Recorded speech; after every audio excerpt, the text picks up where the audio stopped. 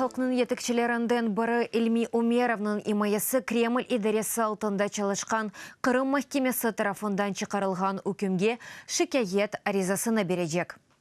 Бұны әділетші Марк Фейген білдірді. Оның сөзлеріне көре, бұл үкім елі разы олмағанлары оның қанусыз ве темелсіз олғана қында қысқа шикает аризасы олacak.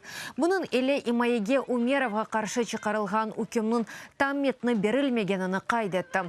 Елені тілген қысмында есе Дэй Фейген имайе тарафындан берілген дәлелерінің не үшін ләғу етілгеніні анлатқан жидді бір себеп yok. Яқында Кремль незареті алтында олғанық Междит район махкемесі Умеровны 2 yıllık yerleşив колониясына макюм етті. Оны Русия топрақ бүтінлігінің бозылуына чығырувларында қабатлайлар. Межлис рейсінің муавені қарарыны бекленілген үкімве Русия кеметінің Қырым татарларыны сустырмақ интылуының аксы оларақ адлай. Умеров шикает аризасыны бережегі ве инсан ақлары бойынша Авропа махкемесіне мұраджат етежегі аққанда білдірді.